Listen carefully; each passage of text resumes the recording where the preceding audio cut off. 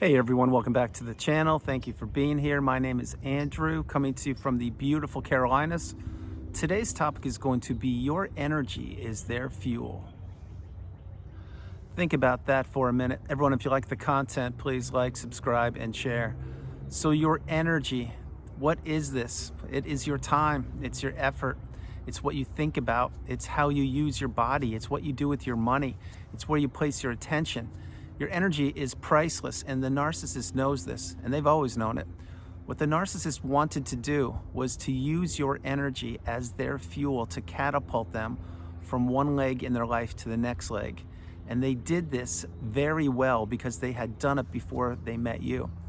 They knew how to get people trapped and caught up in the narcissistic fog. They knew how to get people to enter relationships with them because the narcissist is a master manipulator. And they will say anything that they want to say to get people caught up in relationships with them, to keep them stuck, to keep them trapped, and then eventually to discard them, because that's usually what happens in these relationships.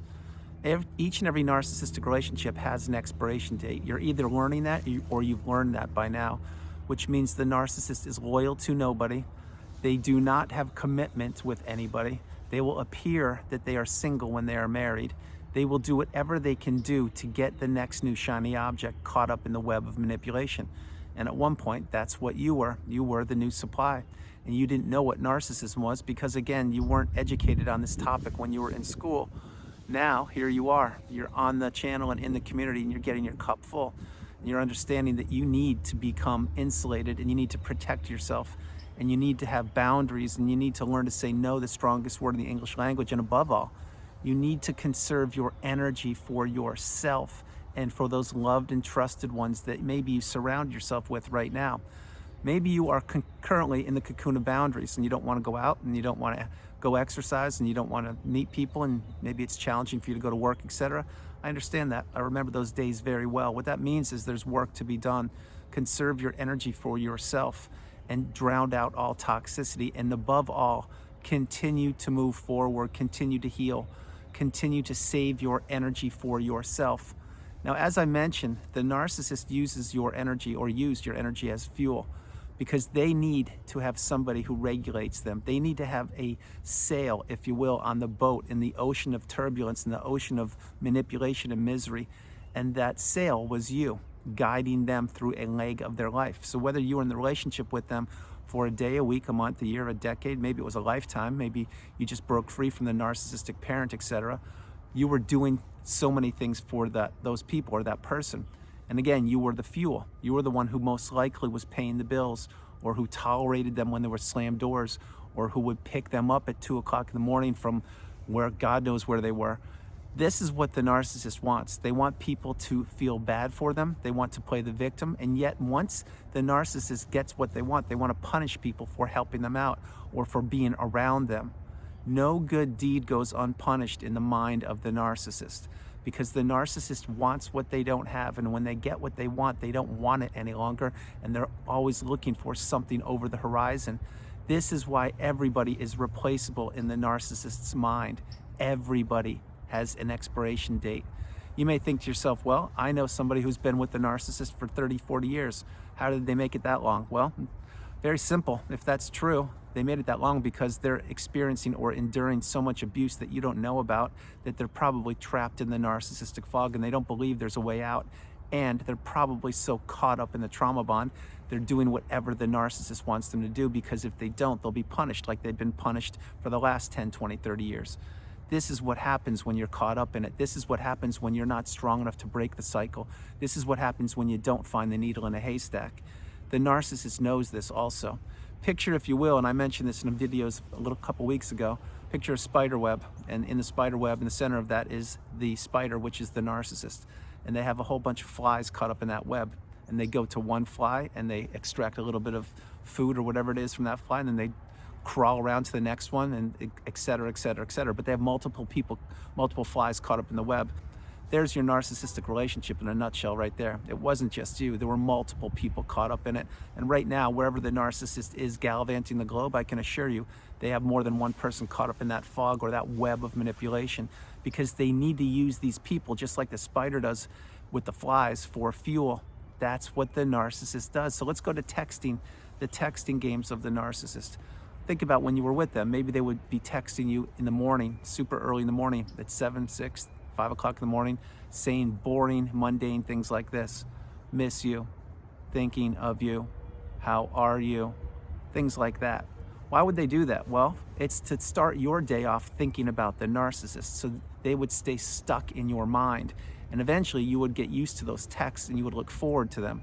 And as those texts appeared or arrived, you would be texting them back a monologue of what you would be doing, where you were going, who you were with, etc. And the narcissist was reading that, absorbing it, and keeping tabs on you and seeing how you were using your words with the texts. So let's flip it. Let's say they did it at the end of the night too. Good night, miss you, thinking of you, things like that. Okay, well, that now has them planting their own seed in your mind of you thinking about them when you go to bed. So now those are called bookends. In the morning, they started off by texting you. At the night, they ended it by texting you. This is what these parasites do. It's not exclusive to every narcissist, but this is one of the mannerisms that they portray. And when they did that, they're trying to keep you stuck. So you're thinking about them. And that's how they kept tabs on you. But it wasn't just you, there were multiple people. And eventually what you would be doing is responding more and more to the texts. And then as soon as you started really responding, that's when the narcissist pulled back. That's when you were caught up in the web. That's when you were missing the texts. And that's when you were thinking about them throughout the workday, on your weekends, at evenings, when the texts wouldn't appear or would appear. These are some of the games of the narcissist, the texting games. And what would they be doing right there? They would be zapping your energy, using it as their fuel. So let's say that the narcissist, using those texting examples, was in a different country. Well, what were you doing in your country? You were thinking about them, wanting to talk to them, wondering where they are, who they're with, what they're doing, and your energy was going out the window. And the narcissist would be looking at those texts saying, yep, I have another one on the hook here. Another one's caught up in the web, and I feel so good because I can control them from 5 countries or continents away. This is what the narcissist does. It's what they've been doing. It's what they will always do. And those are just some of the examples of the texting games of the narcissist. So when you really understand what your energy is, it's what makes you you. It's your fingerprint, if you will. It's your identity. It's how you do things. It's the way you walk, the way you talk, the way you move, the way you interact. It's how you look at the world. And all of your energy was going into a bottomless pit, which was the narcissist.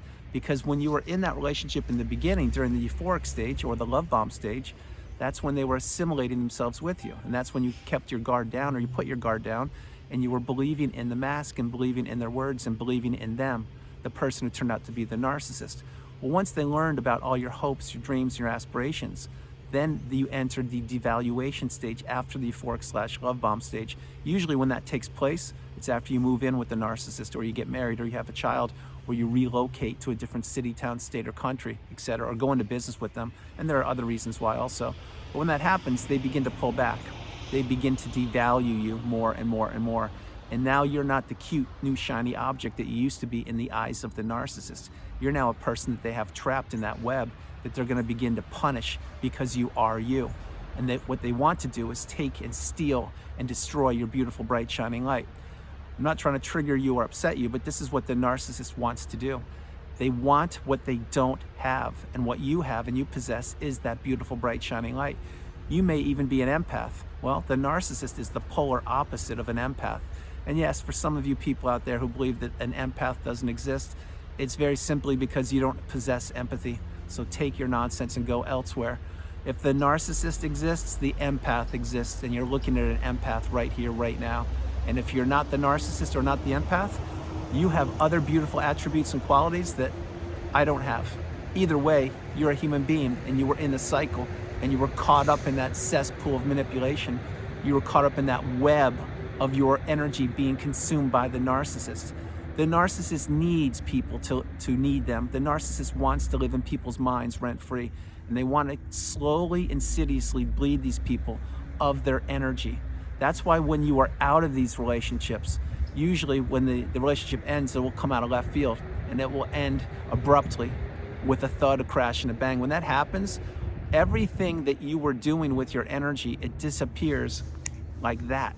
Why I say that is because when you were in the relationship, you couldn't get your sleep, you weren't participating in your hobbies as much, you were thinking about the narcissist, you were waiting for them, you were texting them, you were wondering where they were, you would see them sporadically or whenever they wanted to see you to keep you stuck in the loop.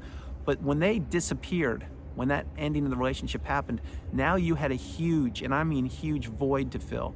And that's where your energy needed to go, which is back into you, not into the narcissist. But this took you a long time to figure out. As I mentioned, because you were caught up in the trauma bond, you were in the narcissistic fog, and you were missing or thinking or wondering what happened and how that relationship ended the way it did.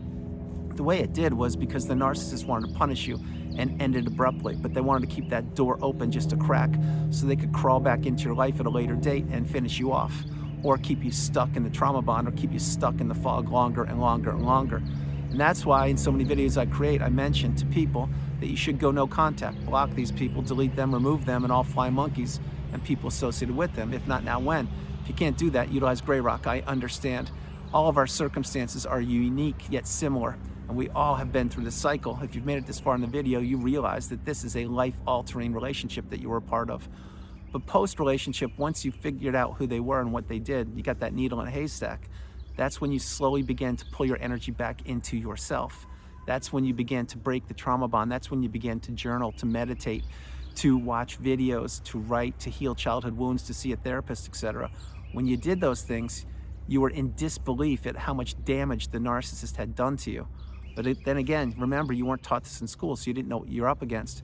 But slowly, as each and every day passed, and as you healed, and it took time, it took a lot of time, but in your time you did heal, or you are healing, you put yourself back together, and your energy slowly went from thinking about the narcissist and wondering where they are, etc., and being caught up in the trauma bond, it went back into you. And then eventually one day you went no contact. Eventually one day you went through your phone and deleted all the pictures. Eventually one day you threw out that coffee mug that they gave you for a milestone birthday years ago. Eventually you threw away everything that ever the narcissist that reminded you of them. And this is what you will do if you haven't done it yet, because the narcissist energy was all over you. It was in your veins, it was in your house, it was on your phone. Remember, this is very important for the video before I get ready to close it. There's an energetic exchange with the narcissist. They steal your beautiful, bright, shining light. They steal everything positive and abundant about you, and they inject in you all their toxicity, all their negativity. If there ever was a question on the energetic exchange between two human beings involving a narcissist and a kind, loving, stable person, the answer is yes. The energetic exchange is more real than you will ever know. That's why this is the relationship you need to heal from. The narcissist is a thief in the night. They want to swoop in insidiously, steal people's energy, inject all their toxicity, blame them, gaslight them, stonewall them, give them the silent treatment, and then discard them and leave them a shell of themselves. And then that person many times doesn't figure out who they are. But having said that, you did figure it out because you're here in the channel. But the narcissist, when they steal someone's energy, it just catapults them onto the next part of their life. And remember, the new supply, which is who you were at one point, I certainly was as well.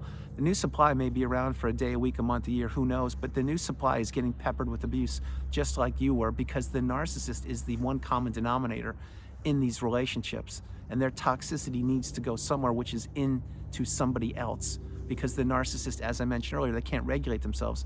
They can't sit down and introspect and say, wow, I really do a lot of damage to people. I really blow up lives. They don't do that. They can't do that, because the narcissist doesn't think that way.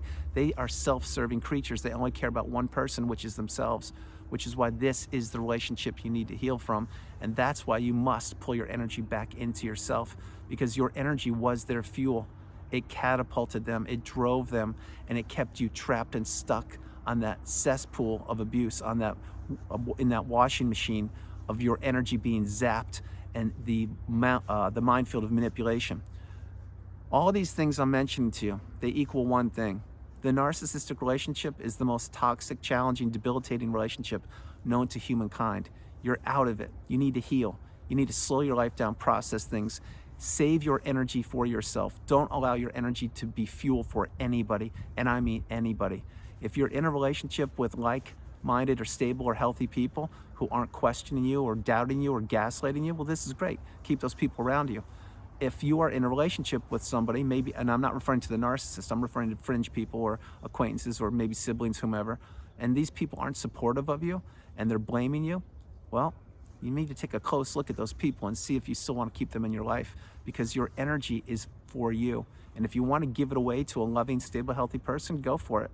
But that should be in a reciprocal two-way relationship. It shouldn't be you doing everything for one person and that one person taking everything and giving you absolutely nothing in return. So everyone, that's the video. I hope you liked it. I loved doing it from the beautiful, and I mean beautiful, Carolinas. This is Andrew. Namaste. Have a great afternoon, evening, or morning, no matter where you are on the planet. You are not alone. I love you all. God bless you, and I'll talk to you tomorrow. And yes, I cut myself, shaving accident, so I hope this heals in a day or so. And I'll share this before I close the video. Your energy was their fuel. And energy, it's not just money, it's not just time. It's your soul, it's your mind, it's the way you function, it's the way you look at the world, it's how they try to shape you and mold you like a piece of putty into what they wanted. The narcissist never had your best interest at heart. They never had, they never will, and they don't care about one person on the planet other than themselves. So you were in the relationship, you're now out, or you're about to get out. You need to really understand that there are toxic people all over the planet.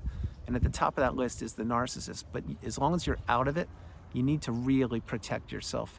Have boundaries and understand that you need to get your battery charged up 100%. And once you're topped up and your cup is full and you're at the pinnacle or the mountaintop of indifference, you need to stay there, because that is where we all are, or not all of us, but a lot of us are there waiting to pick you up and to help you get to where we are. Because at one point we were where you were, if you're not healed yet, and we didn't think that we would ever get to where we were going, because we didn't know where we were going, because we didn't know where we were. I hope you understand all those things I'm sharing with you.